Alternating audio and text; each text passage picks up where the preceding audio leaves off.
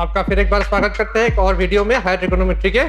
यहाँ पे हम क्या करेंगे, converting to polar form and vice versa. यानी कि आपको एक एक्सप्रेशन दिया हुआ होगा, उस एक्सप्रेशन को यानी कि उस नंबर को हम पोलर फॉर्म में कैसे ले जाएंगे, कैसे इसके साथ कंपेयर करेंगे और कैसे प्रूफ करेंगे कि 1 = cos 0 + i sin 0। देखने में तो काफी आसान लगता है, लेकिन कैसे करेंगे हम डी मूवर्स थ्योरम का अप्लाई करके, आर्गुमेंट प्रिंसिपल का, आर्गुमेंट कॉन्सेप्ट का इस्तेमाल करके। तो अगर आपको आर्गुमेंट के बारे में अच्छे से नहीं पता है या फिर अगर आपको पोलर फॉर्म के बारे में थोड़ा कंफ्यूजन है तो आप पिछले वीडियोस को रेफर कर सकते हैं। इससे पहले हमने वीडियोस वहां पे डाला हुआ है यूट्यूब में, आप जाकर देख सकते हैं कि हमने पोलर फॉर्म और आर्गुमेंट को अच्छे से समझा के रखा है। ठीक है, तो अब अभी हम मान के चलते हैं कि आपको पोलर फॉर्म और आर्गुमेंट के बारे में अच्छे से पता है। अभी हमको क्या दिखाना है, 1 = cos 0 + i sin 0 हमें प्रूव करना है। कैसे करेंगे देखिए, 1 को हम कैसे लिखेंगे, x + iy फॉर्म में लिखेंगे। तो x + iy फॉर्म में अगर लिखेंगे तो हमने यहाँ पे देखा है, तो हमने यहाँ पे ऑब्जर्व किया है कि यहाँ पे जो 1 नंबर है, यहाँ पे कोई इमेजिनरी पार्ट तो है नहीं, क्योंकि 1 क्या है, रियल नंबर है। तो रियल नंबर को अगर हम रियल प्लस इमेजिनरी फॉर्म में लिखेंगे, यानी कि x + iy फॉर्म में लिखेंगे, तो कैसे लिखेंगे, 1 = 1 + i × 0, x + i × y। यहाँ पे y का वैल्यू कितना है, 0 है।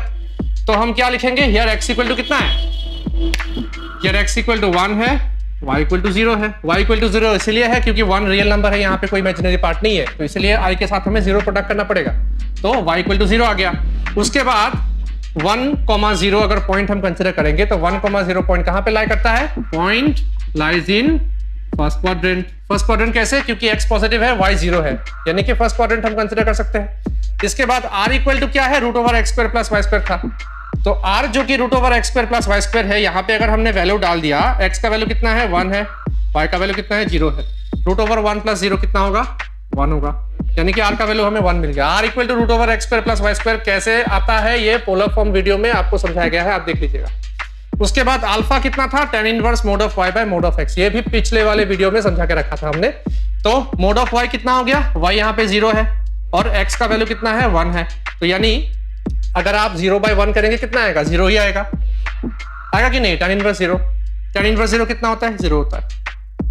कैसे 0 होता है, क्योंकि हमें पता है कि tan 0 = 0, so therefore 0 = tan inverse 0। आप ऐसे लिख सकते हैं। सो tan इनवर्स 0 अगर हमारे पास दिया हुआ है तो हम उसके खिलाफ क्या लिख सकते हैं, =0 हम लिख सकते हैं। ठीक है, तो अल्फा = 0 हो गया।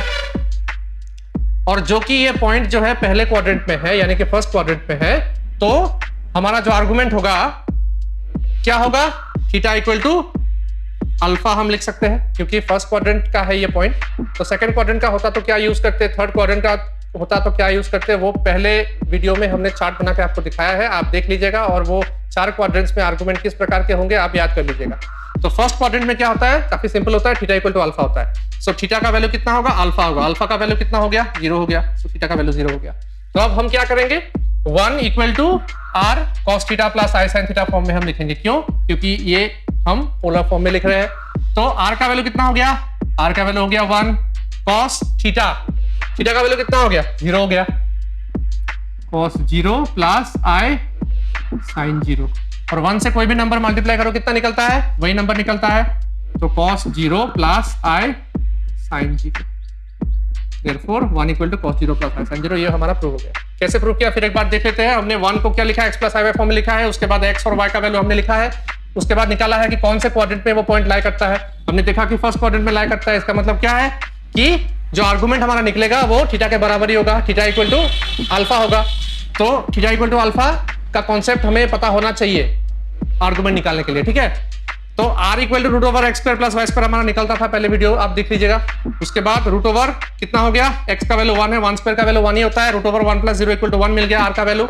उसके बाद अल्फा कितना होता है, tan inverse y by x, mod of y by mod of x। mod of y कितना हो गया, 0 हो गया, mod of x 1 हो गया, तो 0/1 कितना हो गया, 0 हो गया, tan इनवर्स 0 हो गया। इसलिए tan इनवर्स 0 का वैल्यू कितना होता है, 0 ही होता है, ये देख लीजिए। उसके बाद हमने क्या बोला था, पॉइंट कहां पे है, फर्स्ट क्वाड्रेंट में है, तो कितना होगा, θ = α होगा। अल्फा का वैल्यू कितना है, 0 है, तो θ = 0 हो गया। तो यहाँ पे क्या पुट करेंगे, 1 = r × cos θ + i sin θ, polar form में पुट करेंगे। r का वैल्यू 1 है, cos θ यानी कि cos 0, sin θ यानी कि sin 0, so 1 × some number = the number itself. तो cos 0 + i sin 0 कितना हो गया, 1 के बराबर आ गया। उसके बाद रिवर्स में अगर करेंगे तो cos 0 का वैल्यू कितना होता है, 1 होता है, प्लस i sin 0 का वैल्यू कितना होता है, 0 होता है, सभी को पता है, = 1 + 0 equal to 1। So cos 0 plus i sin 0 हमने वेरीफाई कर लिया कि वाकई में 1 ही होता है, और हमने दिखा भी दिया कि 1 को हम कैसे पोलर फॉर्म में कन्वर्ट करेंगे। तो ये हो गया आपका एक एक्सप्रेशन जिसको हम पोलर फॉर्म में कन्वर्ट करके हमने प्रूफ किया कि 1 को हम cos 0 plus i sin 0 form में भी लिख सकते हैं। क्या कॉन्सेप्ट हमने यूज किया? डी मूवियर्स थ्योरम का जो है उसमें पोलर फॉर्म हमने यूज किया, आर्गुमेंट का प्रिंसिपल हमने यूज किया है। ठीक है, तो और भी क्वेश्चंस है हम करेंगे, आगे वीडियोस अपलोड करेंगे। अगर आपको हमारा काम अच्छा लग रहा है तो आप इस वीडियो को लाइक करिएगा, सब्सक्राइब कीजिएगा और कमेंट भी करिएगा अगर डाउट है तो, और अपने दोस्तों के साथ शेयर कीजिएगा। Thank you.